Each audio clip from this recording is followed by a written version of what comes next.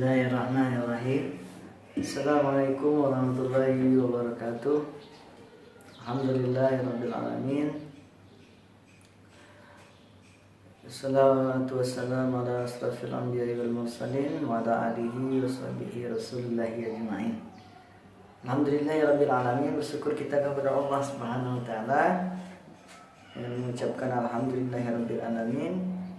Alhamdulillah, kesempatan kali ini kita masih diberikan kesempatan sehingga dapat bertemu ya di dalam video kali ini. Selanjutnya selawat dan salam tidak bosan-bosannya kita kirimkan kepada junjungan kita Nabi besar Muhammad sallallahu alaihi wasallam dengan melafazkan Allahumma shalli ala sayyidina Muhammad wa ala ali sayyidina Muhammad. Assalamualaikum ya Rasulullah. Selamat pagi, selamat siang, dan selamat malam kepada mahasiswa-mahasiswi Fakultas Ekonomi yang mengambil mata kuliah saya, yaitu tentang sistem informasi manajemen. Nah, pada kesempatan kali ini kita akan lanjutkan ya topik kita tentang sistem informasi manajemen. Kemarin sudah kita bahas beberapa hal, diantaranya tentang database, ya, sistem database dan sebagainya ya. Nah, hari ini saya akan lanjutkan topik yang berikut ini tentang hardware dan software ya. Topiknya adalah hardware dan software. Nanti ada lagi namanya brainware ya, yang lebih up to date lagi. Untuk pertama ini saya akan jelaskan terlebih dahulu, yaitu tentang hardware ya. Apa-apa saja sih hardware itu ya, terdiri dari apa saja sih hardware itu ya. Nah, untuk bagian pertama ada namanya kategori komputer ya. Kategori komputer. Ada yang pertama adalah micro computer system.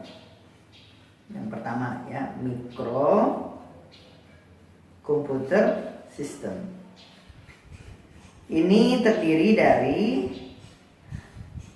personal komputer atau komputer yang seperti Anda sering lihat ya, pengelompokannya, atau laptop, bisa disebut juga dengan personal komputer. Selanjutnya ada network komputer. Network komputer ini kalau di komputer disebut dengan LAN ya, atau disebut dengan WiFi kalau pakai WiFi ya. Tapi kalau LAN ini pakai kabel. Itu yang disebut dengan network komputer ya. Yang berikutnya adalah technical workstation ya. Yang berikutnya adalah personal digital assistant. Yang berikutnya adalah information aplikasi tersebut dan lain-lain. Nah, itulah yang dimaksud dengan microcomputer system. Yang berikutnya adalah mid-range system ya. Yang tadi adalah mikro, nah ini adalah yang bagian menengahnya ya, atau yang bagian middle-nya. Nah, bagian middle ini terdiri dari ya network server ya, network server. Jadi kalau di Unila itu network servernya itu ada di dekat belakang perpustakaan ya, itu ada network servernya. Kalau di Unri ada juga ya, pas di dekat lembaga bahasanya ya, di situ tersedia network juga. Terus ada mini komputer, ya komputernya. Ada web servers, ya. Nah web servers ini sama juga dengan database-nya, ya. Web servernya seperti Google Drive, ya, atau web server yang sudah disediakan atau yang dibuat oleh perusahaan itu sendiri. Berikutnya adalah multi user system, ya. Jadi ketika menggunakan ini Mitra ini semua lini bisa menggunakan, ya, untuk beberapa aktivitas. Nah yang berikutnya adalah mainframe system, ya. Ini lebih besar lagi dan ini biasanya mahal, ya, harganya. Biasanya ini hanya untuk perusahaan-perusahaan besar seperti Google, ya, Yahoo, atau Facebook, ya. Dia memiliki server yang besar. Disebut dengan enterprise system, server, transaction processor, dan super komputer, ya. Nanti Anda bisa cari-cari saja di Google, ya, tentang mainframe system Google. Nah, di situ akan muncul begitu besarnya, ya, server yang dimiliki atau super komputer yang dimiliki oleh perusahaan tersebut. Yang berikutnya ini terdiri dua, yaitu jenis sistem komputer. Yang pertama adalah sistem mikrokomputer. Secara definisi adalah mikrokomputer adalah kategori yang paling penting dari sistem komputer bagi pelaku bisnis dan pelanggan. Mikrokomputer tersedia dalam bentuk di bawah ini, ya. Pertama, bisa menggunakan handphone, notebook, laptop, atau portable desktop, ya, atau tablet. Nah, itu yang disebut dengan mikrokomputer. Jadi mudah dibawa kemana-mana dan sifatnya mobile, ya, asal memiliki charger, ya. Jadi dia tidak memerlukan yang disebut dengan listrik secara langsung, ya. Jadi sudah disediakan di dalam baterai sehingga dapat digunakan di mana saja ketika dibutuhkan, bisa langsung digunakan. Itu yang disebut dengan mikrokomputer. Kalau makro berarti adalah PC, ya, seperti di warnet, ya, itu disebut dengan makrokomputer. Sedangkan yang mikro yang portable, bisa dibawa ke mana-mana. Di situ Anda bisa buka email, bisa buka mengetik, ya, mengerjakan Word, Excel, terus mengecek dokumen, ya. Anda bisa lakukan di mikrokomputer. Fitur-fitur yang direkomendasikan untuk 3 jenis PC, ya. Nanti kita akan jelaskan apa itu prosesor, RAM, hard disk, layar, CD-RW, ya, dan sebagainya. Yang pertama adalah prosesor, ya. Prosesor itu adalah otaknya dari komputer. Jadi semakin bagus prosesornya, semakin kencang prosesornya, maka kinerja komputernya juga semakin bagus. Kerja laptopnya juga semakin cepat. Bahkan prosesor dijual di pasaran komersial bisa mencapai 100 juta, ya. Bahkan laptop game itu, ya, bisa dijual, ya, dengan harga yang fantastis, ya, sampai 100 juta lebih, hanya untuk menciptakan komputer yang memiliki performa yang maksimal, ya, ketika menjalankan sebuah game. Itu prosesor, ya. Prosesor ini sudah semakin meningkat. Ada Core, terus nanti ada Intel Platinum, terus ada core 1.3 ya, 1.6, 1.7 ya, semakin tinggi ya. Semakin majunya zaman maka teknologinya juga semakin bagus dan performanya juga semakin hebat ya. Sedangkan RAM adalah space ya untuk menjalankan sistem dari komputer. Nah, RAM ini komponen penting juga di komputer. Setelah memiliki prosesor, dia juga harus memiliki RAM. RAM ini juga sudah banyak ya, bisa slotnya bisa ditambah. Jika hanya 512, Anda bisa upgrade menjadi 1 GB, 2 GB, bahkan 4 GB ya, untuk memaksimalkan, bahkan 8 untuk memaksimalkan kinerja komputer Anda ya. Yang berikutnya adalah hard disk ya. Hard disk ini adalah tempat penyimpanan data. Nah, ini sering menjadi masalah ya. Hard disknya full ya, karena kapasitas hard disknya kecil. Nah, ini juga bisa di-upgrade dengan menggunakan eksternal hard disk atau mengganti hard disk yang lama dengan yang baru. Itu bisa dilakukan ya untuk memaksimalkan penyimpanan data ya, dengan kapasitas yang, tapi rata-rata laptop sekarang sudah ada yang 1 tera ya, ada yang 2 tera RAM-nya ya. Dan kadang-kadang pelanggan atau konsumen juga sudah menggunakan hard disk untuk menyimpan data-datanya. Yang berikutnya adalah layar. Layar ini juga ada beberapa macam.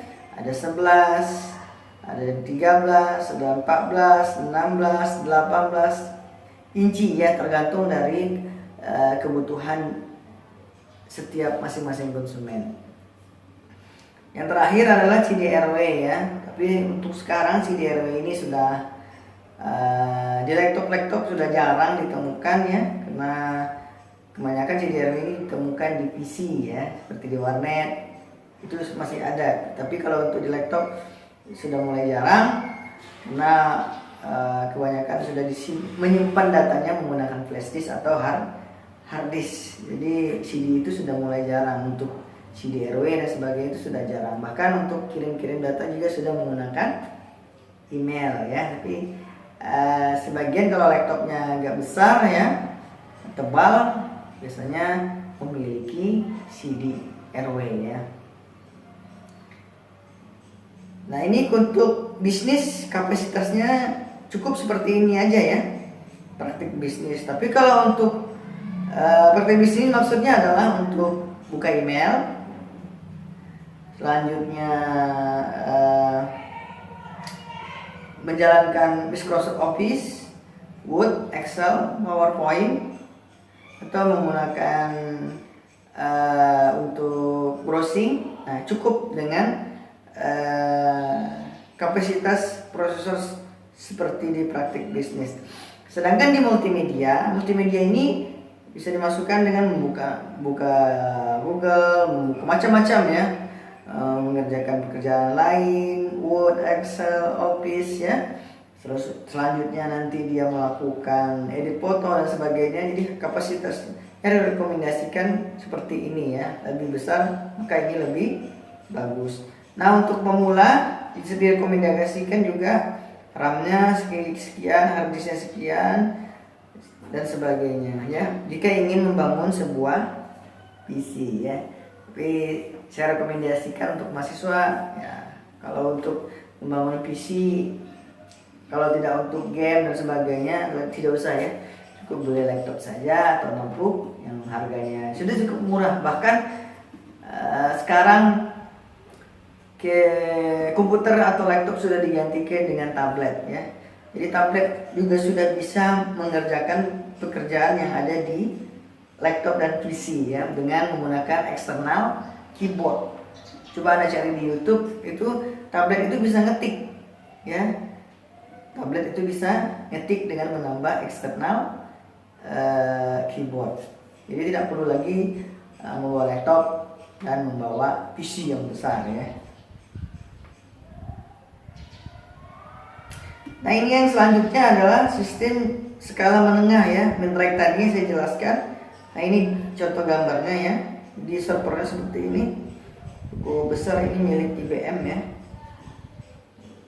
Jadi membantu web yang besar, internet atau e-commerce ya. Jadi ketika Anda memiliki website ya, itu Anda membutuhkan server. Server itu digunakan untuk menyimpan foto, terus aplikasi atau untuk menambah file ya. Jadi ketika ingin diakses secara online itu bisa langsung diakses ya dengan menggunakan server tersebut. Nah, ini juga termasuk besar ya, sumber IBM. Ini salah satu sistem mainframe ya, sistem komputer yang cepat, berdaya tinggi, dapat memproses ribuan juta instruksi per detik. Bayangkan Google ya, Google itu berapa, atau Facebook atau Instagram ya. Ketika mengakses itu seluruh dunia mengakses website tersebut dengan kapasitas seperti ini, sebesar ini, maka semua instruksi, semua permintaan yang kita inginkan itu akan muncul ya dengan server yang besar ini. Yang berikutnya teknis konsep-konsep sistem komputer. Input ya, input komputer itu terdiri dari keyboard, layar sentuh, pena, mouse, pemindai dan lain-lainnya ya. Sedangkan untuk pemrosesannya yaitu dengan menggunakan Central Processing Unit atau CPU-nya tadi atau Intel-nya tadi ya. Itulah yang menjalankan seluruh prosesnya. Seluruh penyimpanannya disimpan di hard disk, di CD-ROM ya, atau di data-data lain ya. Di outputnya ada tampilan visual, filter, audio dan sebagainya. Nah, pengendaliannya berasal dari sistem komputer disebut dengan IDAL ya. Jadi pengendaliannya itu nanti pakai Windows 7, Windows X, Windows 10 ya, sekarang yang tertinggi ya, atau pakai Linux atau menggunakan Mac dari Apple ya, dari sistem pengendalian Apple ya, milik Apple. Nah, ini proses sistem komputer ya. Alat input memasukkan instruksi ke CPU. Nah, inputnya nanti ada keyboard, mouse, layar sentuh, pemindai optikal dan sebagainya. Setelah itu CPU akan menjalankan unit pengendalian, menginterpretasikan instruksi dan mengarahkan pemrosesan. Selanjutnya unit logis aritmetika melakukan operasi aritmetika dan membuat perbandingan. Setelah itu prosesor tujuan khusus masuk ke memori ya, dilakukan penyimpanan primer memori, penyimpan data untuk isi program selama pemrosesan. Nah, outputnya nanti ada penulisan catatan dan informasi ya. Dan di bawahnya itu ada alat penyimpan sekunder. Nah, ini yang disebut dengan hard disk ya, atau CD-ROM atau disket dan sebagainya. Sedangkan cache memori ini yang disebut dengan RAM tadi ya. Ini yang disebut dengan RAM. Nah, itu saja yang dapat saya jelaskan untuk hardware ya. Nah, yang berikut ini selanjutnya adalah sisi software ya. Syarat untuk menjalankan software adalah Anda sudah harus memiliki hardware. Jika sudah memiliki hardware, baru bisa kita menjalankan yang namanya softwarenya ya. Tanpa hardware, maka sistem itu tidak akan bisa jalan. Pemrosesan itu tidak akan berjalan dengan baik. Jadi antara hardware dan software itu satu sistem yang saling berkaitan dan tidak bisa dipisahkan. Nanti terakhir adalah brandware ya. Brandware itu siapa? Anda ya, saya, dan orang yang menggunakan hardware dan software yang disederhanakan dengan laptop atau PC ya. Itu yang disebut dengan brandware. Jadi semakin cerdas brandware-nya, maka semakin bagus juga penggunaan sistem yang digunakan ya. Nah, untuk topik software ini, software merupakan kumpulan dari program yang digunakan untuk menjalankan aplikasi tertentu pada komputer, sedangkan program merupakan kumpulan perintah komputer yang tersusun secara sistematis. Software dapat dikelompokkan meliputi 3 ya. Pertama, software sistem operasi disebut dengan Windows. Berikutnya interpreter dan compiler ya. Jadi ada 3 kelompok dalam software. Nama pertama adalah sistem operasi ya. Sistem operasi ini seperti yang Anda pahami atau yang Anda pernah kenal, ada XP ya, ada Windows 7, ada Windows X Vista ya, dan sebagainya sampai sekarang adalah Windows X. Dan jenis-jenis program dalam sistem operasi ada bootstrap loader. Tugasnya adalah membaca bagian utama dari sistem operasi penyimpanan kedua. Terus jenis yang kedua, diagnostic test, melakukan pengecekan jalannya komputer dengan sistem komputer seperti pengecekan terhadap RAM ya. Ini ada kodenya ya, untuk mengecek RAM-nya ya. Anda bisa klik explore property untuk mengecek kondisi RAM-nya, berapa jumlah RAM-nya. Terus operation sistem eksekutif, pengendalian jalannya sistem komputer seperti mengirimkan perintah ke hardware ya.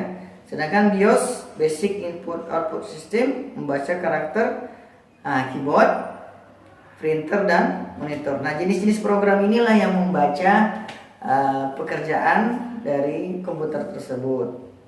Nah, di gambar ini dijelaskan proses sistemnya bekerja untuk aplikasi, hard disk, mouse, termasuk printer, keyboard dan monitor ya. Inilah operasi sistemnya. Operasi sistem ini Windows ya. Windows yang digunakan.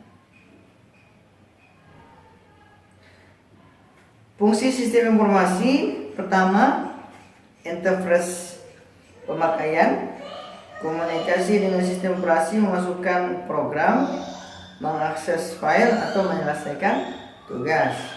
Pengelolaan sumber daya termasuk CPU, memori, alat penyimpan sekunder prosesor, telekomunikasi, dan peripheral input dan output. Pengelolaan file, pengendalian membuat, menghapus, mengakses dan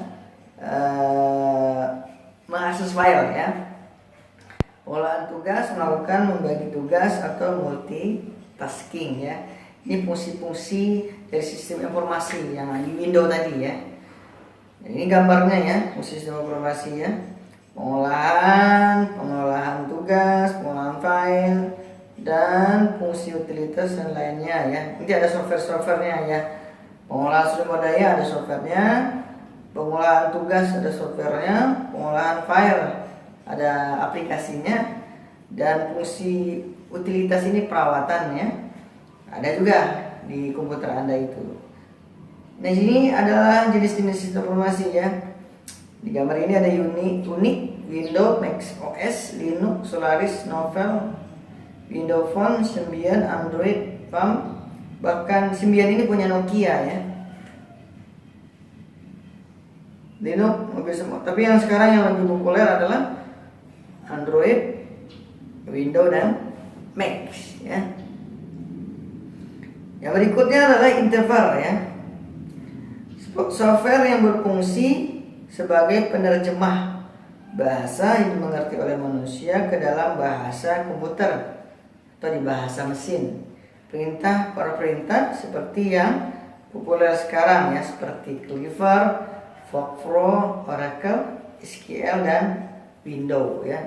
Sebenarnya itu adalah bahasa-bahasa manusia ya, keinginan-keinginan manusia, tapi diubah ke dalam bahasa komputer sehingga komputer bisa mengerjakan apa yang kita inginkan ya, sehingga akan muncul apa yang kita inginkan. Sedangkan compiler menerjemahkan bahasa yang dipahami oleh manusia ke dalam bahasa yang dipahami oleh komputer secara langsung filenya, seperti file X. File X ini aplikasi ya. Jika Anda mendownload itu biasanya di ujung titik X itu berarti dia termasuk adalah program ya. Dengan gambar seperti ini ya, masukkan source filenya, setelah itu komputer software, executable file masuk ke komputer. Nah, aplikasi yang sering digunakan sistem informasi akuntansi, word processor seperti Medical Support. Kalau untuk desktop publishing seperti Adobe Photoshop, Adobe Premiere, Adobe After Effects ya sebagainya. Superset digunakan untuk tabel perhitungan di Excel. Terus workgroup komplain semua seperti Word, Excel, Outlook dan Access. Berikutnya adalah statistik ya seperti SPSS untuk mengelola data. Presentasi yang digunakan di PowerPoint ya. Ini aplikasi yang sering digunakan ya untuk compiler ya. Aplikasinya. Ini struktur komputernya ya. Software komputer, ada software aplikasi, ada software sistem ya. Untuk software aplikasi, program aplikasi untuk tujuan software suite, web browser, elektronik, email, pengolahan kata, lembar kerja, database dan sebagainya. Untuk program aplikasi khusus, bisnis akuntansi ya dan sebagainya, e-commerce dan entertainment. Program untuk manajemen sistem. Nah, di sini ada DBMS yang seperti kita jelaskan kemarin ya. Database Management System. Sedangkan program untuk pengembangan sistem adalah bahasa illustration, package ya, engineering dan sebagainya. Ini pembagiannya ya. Jadi software itu dibagi dua, software untuk aplikasi dan software untuk sistem ya. Oke, mungkin itu saja yang kita dapat jelaskan untuk pertemuan kali ini tentang hardware dan software ya. Semoga dapat untuk topik ini, dan saya akhiri dengan wabillahi taufiq wal hidayah. Assalamualaikum warahmatullahi wabarakatuh, dan terima kasih sudah menonton hingga selesai video ini.